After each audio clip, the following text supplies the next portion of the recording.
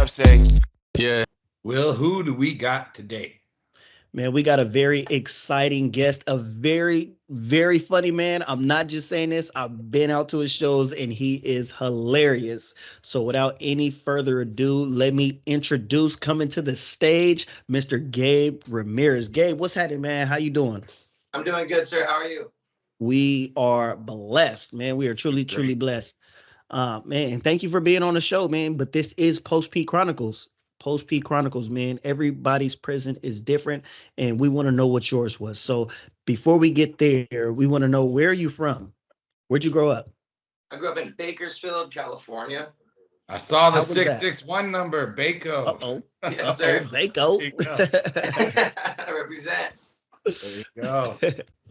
How was that growing up in Bakersfield? Did you have a good upbringing? Your mom, dad, how was that? It was good. Bakersfield's it's a different kind of, it's very radical. There's like a lot of gang affiliated people there. It's heavy on the violence, but my personal upbringing, I had some good influences. Both my parents were ministers, so they sort of kept me in line for a very long time. Other members of my family dabbled in gang violence or drug addiction, but as far as my direct household, my mom and dad did their best to make sure that I was walking a straight path for a long time. For a long time. I mean, well, it's something in that story right there. You're saying a long time. So before we get to the end of that, I just want to hear a little bit about that childhood, having two ministers in the house. Like, there's a lot of kids who say, man, they were too strict on me. Was that your childhood, or were they more open and welcoming and loving? I think early on, I think they loosened up as I approached my adult years. But early on, it was very strict. My mom was heavily involved in the church. She was like a Monday through Sunday, there was something going on, and I was with her for the majority of that. And a lot of times she would do a lot of outreach programs. So she actually spent a majority of time in the prison ministry, doing praise and worship, preaching. There was like people getting out of prison, rehabilitating them with men's homes, women's homes. So I was very aware of the outreach side of church and just community. My dad was heavy they went to two different churches. So my dad was heavy in a Spanish church. So I was getting sort of a culture shock from both sides. It was different.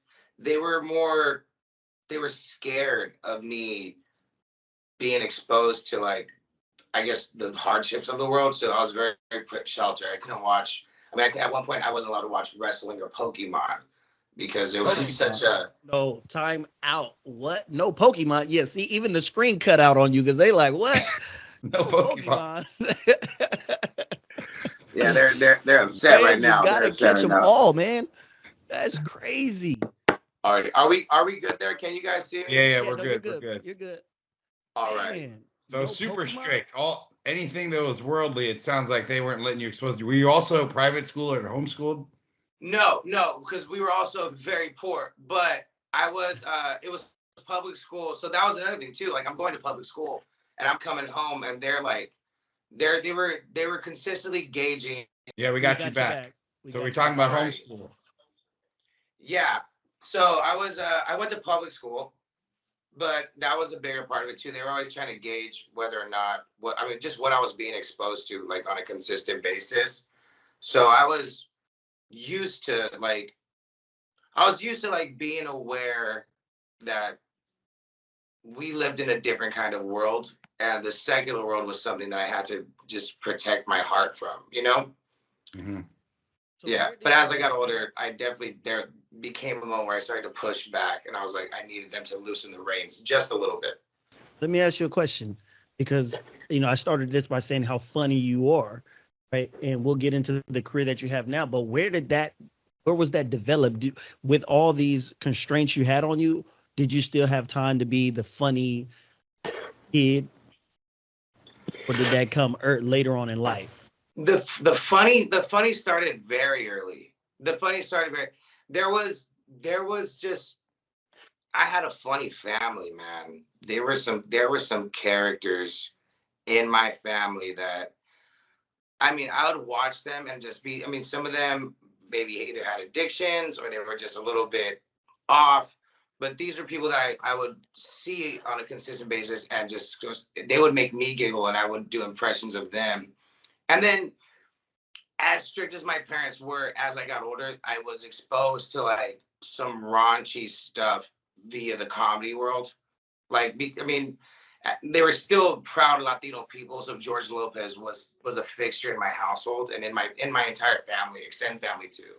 There was a young age that I remember going to a family barbecue, and my aunt in her back room had a HBO special. I think it was "Why You Crying" by George Lopez. And I remember seeing that for the first time and falling down laughing because it was like everything he was saying was my experience in that exact moment. So he was going back to where he was a kid, and I was like, "Oh, this is happening to me now." Like scraping the outside of the freezer, just the little things that he spoke on. I remember it changed my brain. Like I was like, "Oh, that's something I would like to do," and my family encouraged it. We finished that. I'd go outside. They're saying, "Oh, do the impression of your Uncle Goofy. Do your mom. Do your dad. Do your brother." And I would do that. Be like a ham. And then you flash forward, you got me watching, just Jim Carrey movies, Jack Black movies. I'm getting exposed to SNL at this point. Just those things were like the foundations for me. Like, oh, I can do that. I can't do much. I don't know what else to do, but I know I can do that. And so I had this idea for a long time. Okay. So then later on in life, you said that you had to cut the strings, right? They were strict until later on in life, and then how did that work with this? That was hard. Freedom. That one was a hard experience for me because at a certain point, me and my dad were having personal issues with our relationship. I was upset that it was all about God and discipline. And I didn't really get moments with him where I could just, if we could put that to the side and have man-to-man conversations. Like, I'm becoming a man, and I'd just like to know, like, hey, man, what was your first experience, like, in this change in your life when you went from 16 to 17, 14 to 15? I wasn't getting those conversations. It was like, we don't talk about that. Relax. So that caused some animosity. Meanwhile, my mom was having her own issues with me. And at this point, she had sheltered me for so long, and I was very self-aware to the point where I was like, oh man, if I don't get roughed up soon, I'm going to have a hard life. That was just my thinking at 16 and 17 was, if I stay on this path where I'm just being obedient consistently and I'm sheltered and I'm indoors and I'm not outside and I'm not learning how to deal with real life, I think I'm going to have a hard one. I think I'm going to get pushed around. I think I'm not going to be able to make real decisions for myself. And I don't know what kind of adult I'm going to be, let alone a man. So I pushed back on her. I said, I had that conversation with her early. I said, I need you to start letting me, even if it's going to a party and I mess up a little bit, or just let me go to the mall, with my friends. I need to see what's going on out there. Because I need to start facing hardship. How did she react when you told her that? Devastated. At this point, my parents weren't together anymore. She's a single mom. We're kind of like best friends. I'm her partner in crime at this point.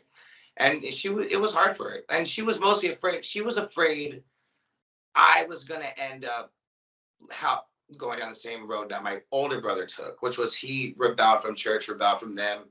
By the time he was 16, gang affiliated, drug addicted, and just doing the worst, just really doing it to himself in a way that broke our hearts. I think part of that is overparenting, maybe led your brother to that, and maybe you finally like, I need to see the real world. You guys are almost sheltering me like a cult. I can't even watch Pokemon. Like, what's going on, guys? I mean, that's going to make any child want to rebel in a way, right? Yeah. And I had so much remorse too. Even in that idea, I was like, I knew I was about to go and experience some things that I probably would regret later on. Like I just didn't know.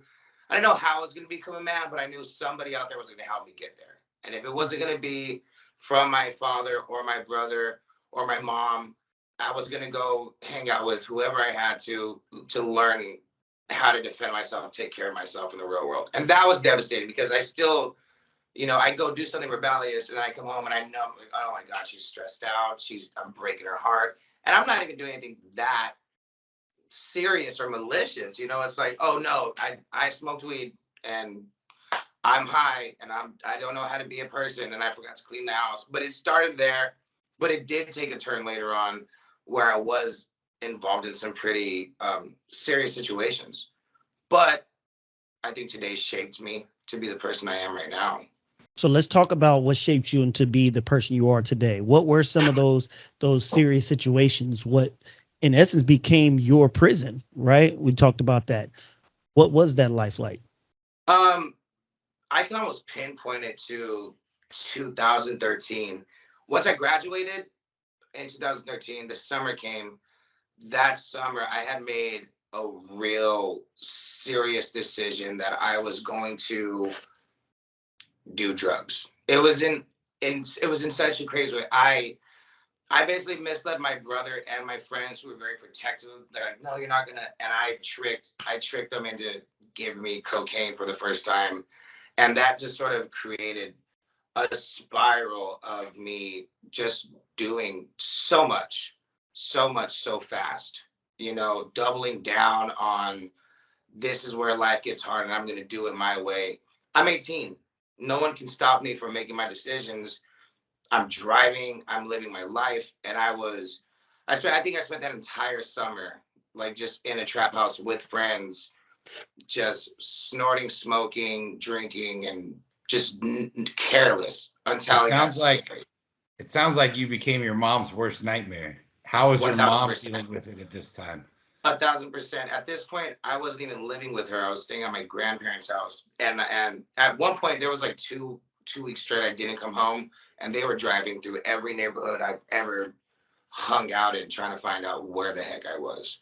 It was hard. I immediately became such a menace to my family just by stressing them out. They're like, this wasn't you. This was never you.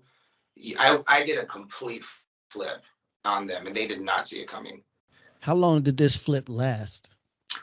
A few years, man, off and on. There was moments when I was going hard. Just, that first year was really rough because I snorted my brain into like psychosis, to where I was in a room hearing some voices that weren't around. Then I pulled back, got a job, got an apartment, started drinking. Though there was always a switch off. Oh, I don't do cocaine anymore. Now I'm a drunk. Oh, I'm not drinking anymore. I ended up getting into meth. I'm getting DUIs. Like 6 months later, another DUI, and then a third DUI. And this is all before 24 years old. So from 18 to 23, at one point I'm driving around. I have a gun. I'm trying to sell cocaine. I'm bad at it, so I'm just doing cocaine. I get guns put in my face. Getting high on drug supply. Yeah, I end up in gnarly situations with my group of friends, And it's like, and now I got two friends that live out here with me that are from Bakersfield with me. And we're sad about it. We've lost a lot of people just to life, whether they're in jail, drug addicts, or just fell off and became whatever. They just disappeared. Now, I know in Bakersfield there's a lot of meth, especially the oil field workers, right? Tons of heavy drinking and alcohol and drug abuse. So I know it's not uncommon to that area.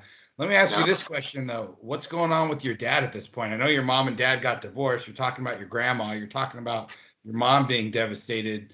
Is your dad out of the picture once the divorce happens, or what? So official divorce happens at 12. Separation happened at 7. 18, it took me, by 16, I'm talking to him again. But from about 12 to 15, I would limit our communication. I just didn't want to deal with him. 16, I'm kind of like going into that. I need some kind of male figure. I start hanging out at his mechanic shop. We're off and on, touch and go. 18 years old, I'm graduating. Me and him start to develop this relationship. I was going to school, not school, I was going to church again. And I was half in, half out. And when I would talk to him, I could have conversations with him about God. And then he found himself in a situation via an ex where he ends up in jail. And he's fighting the case. I'm like, what's wrong with you? Take it. He's like, no, I didn't do any of this. I'm gonna wait till God deals with this for me. I said, okay. And this is an immigrant man. He's very stubborn already. And you throw God in the equation, he's not moving. He's like, I'm supposed to be in here. I got to minister to people. So I graduate high school. My dad's in jail, just in pre-trial. Finally, a few months later, gets out of jail. His business is gone. I held on to what I could for him. But then me and him start this new relationship. He gets out and he sees I have an apartment, I have a job. So on the surface, I look like the man he wanted me to become. But behind the scenes, he has realized I've been fighting these demons of just being in the streets and really giving it all I got to see what's going on out there. And for the next couple of years, it was up and down. I was struggling. I had depression, obviously induced by drug use. I was a drug addict. I was an alcoholic. Some days I go to church, some days I don't. And me and him were just constantly having this pull, this tug of war where it's like, he's like, I can't tell you what to do, but you're going down a path that I'm praying against. And you're not seeing it from my side. And then there was days when I would cower and I would be sad and I'd go, Dad, please pray for me. I'm freaking out here. And he never left after that. He was just, whatever I needed out of him, he was there to provide, but would always tell me, like, I can't make these decisions for you. You're a grown man, so figure it out. But wouldn't turn his back on me. So the relationship developed well, but I had became the reason for any chaos that was between us. So you could pinpoint the exact moment you went down the wrong path. Can you pinpoint the exact moment where the light switched back on and you got back on the right path and started to follow your dream? Yeah, absolutely. I'm 24 years old. I've told this story a few times with friends because it was a big turn. I'm 24 years old. I had just got my third DUI. I was dating this girl, and I was addicted to meth. I wasn't addicted in the sense where I had to be doing it. I would consider myself a drug abuser and not a drug addict for the majority of my life. I would do it until I was over it, and I wasn't over it just yet, but I looked terrible. And it took one moment. I'm dating this girl. She has kids. She's going through a separation. I had met her 4 months before that. It was casual. We ended up trying to make it more serious. She was older than me, and she was trying to get me to become like the guy she wanted. And I was like, oh my God, like this girl has no idea I'm a mess right now. I'm absolutely not a fit person to be around anybody. And one day it was February. There was like a camping trip in Kernville we went on, and we argued the whole time. Came back, and she kind of just laid into me, man. She said, you know what? You're not the person I met. Getting to know you sucks. Like when we're together, one-on-one, I love that guy. You're great. You're sweet. That's the person I always want to be around. When you're with your family, you're another version of yourself. When you're with your friends, you're immature. She goes, you just don't know who the heck you are. You need to get it together. I'm not doing this. I have kids. I have a life.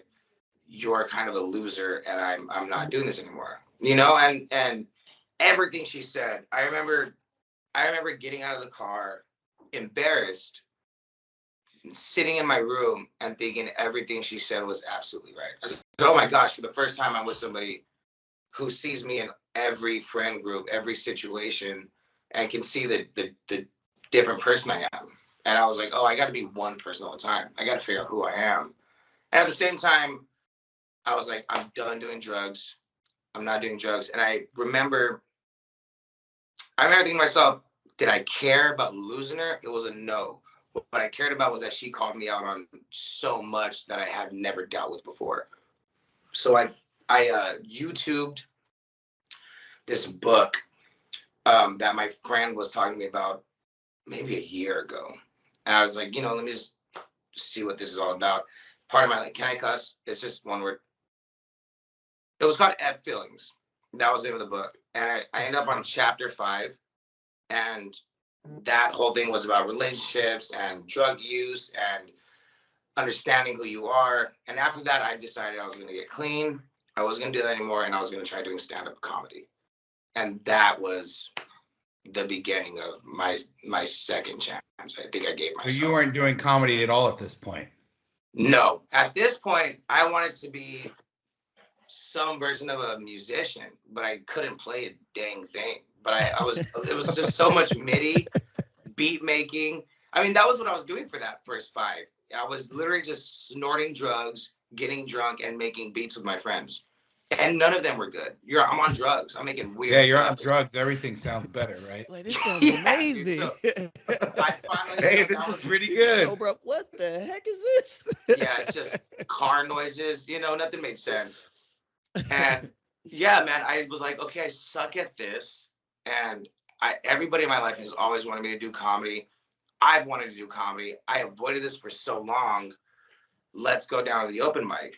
And I tried the open mic, did well, started going to more open mics, sucked. And then flash forward, we're in the following February. So I think I started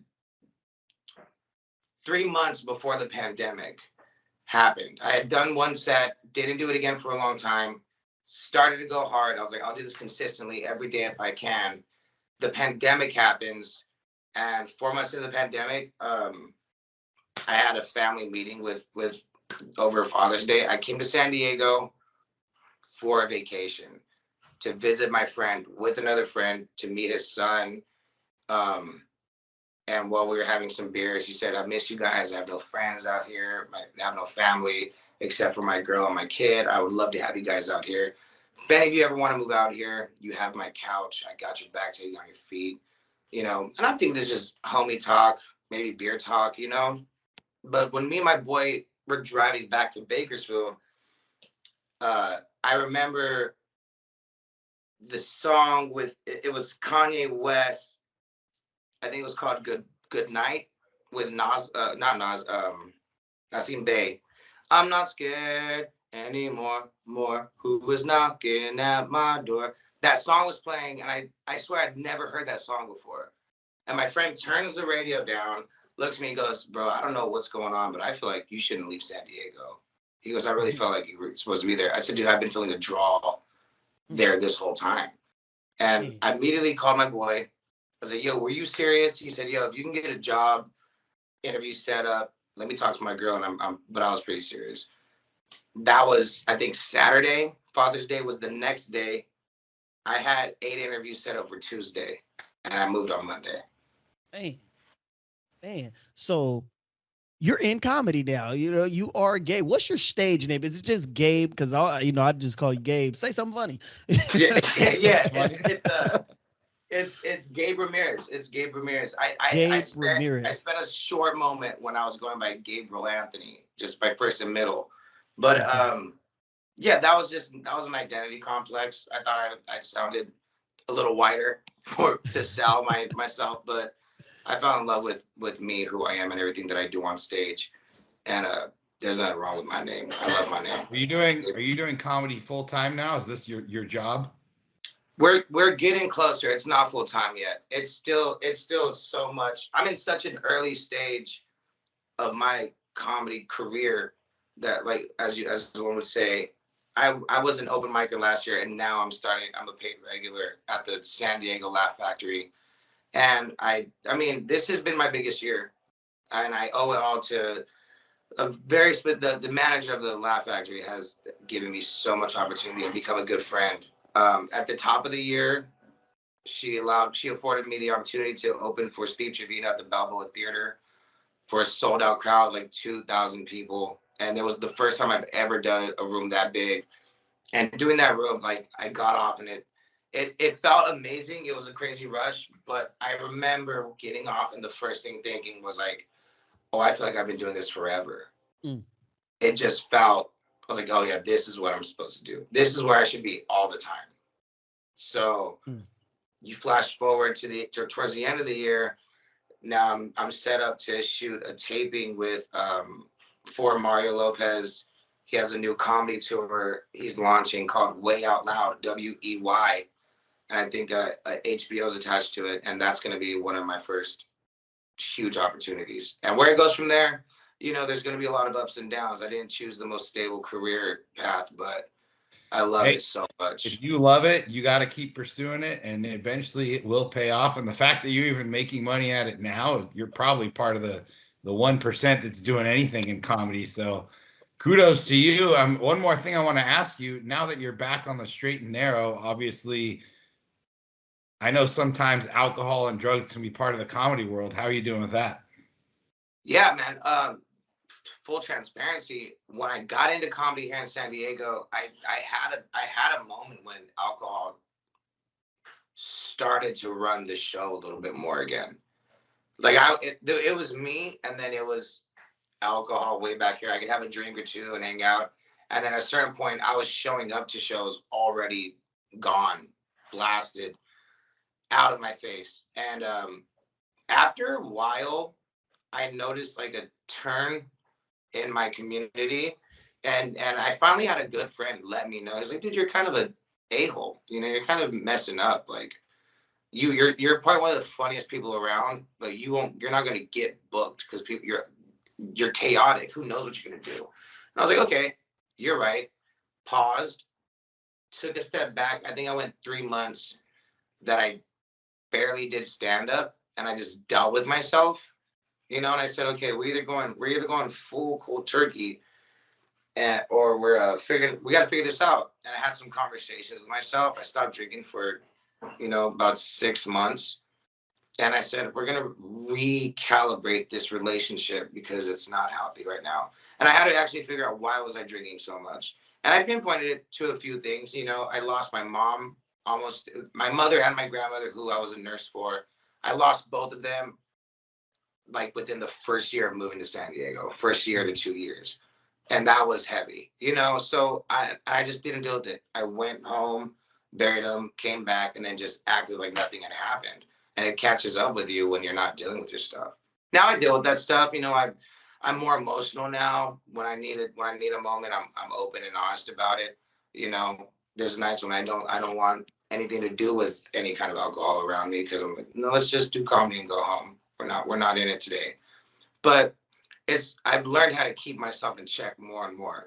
And going to the gym, which is where I met Will, starting this journey to get healthy has been so dynamic in that. You know, before I didn't have comedy was how I checked in with my mental health. But comedy is also where I go to tell people how unhealthy I am and make it funny. So being in the gym it's changed a lot for me. My headspace is different when I'm in there. You know, one thing about exercise benefits too is it increases creativity and IQ. So I mean, it's probably made you a better comedian, not only from sobering up and having another outlet, but also brain power.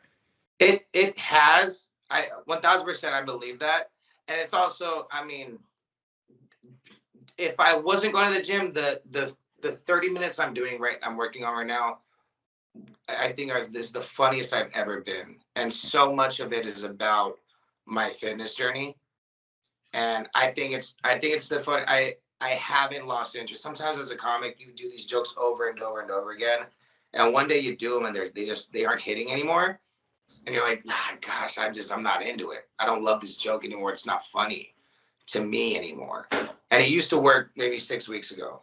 Right now, I am in a place where I'm talking about how I've changed my life, how I'm trying to change my life, how I'm trying to get fit. And there's so much to pull from a guy who's been in the 230s for the majority of his life. There's so much material to pull from just trying to get out there. And I love it, man. Fitness has become such a main factor in everything I'm doing right now in life. And it's a blessing. You know, I'm on this journey. So last question, how can someone reach you, and can we see your stuff online, or is there any way we can see YouTube or Instagram? What's our method of seeing you besides the Laugh Factory? When do you go on at the Laugh Factory, and how can we see you? Okay, so if you want to follow me on socials, I post stuff to there. I'm trying to be more consistent about it. If you want to see clips of me, find out if I am funny, Instagram, TikTok, YouTube, Gabe Ramirez Comedy, all one word. And then if you want to catch me this coming weekend, November 2nd and 3rd, I am at the Laugh Factory right here in San Diego on 5th and F. Yes, sir. Hey, Gabe, man, we appreciate you sharing your story and freeing yourself from that prison to become the man that you are today, man. Your mom would definitely be proud of you. Your grandmother would definitely be proud of you. And I'm honored to know you. So once again, I'm Will. And I'm Steven. And this is the Post P Chronicles. Hey, what up, say? Yeah.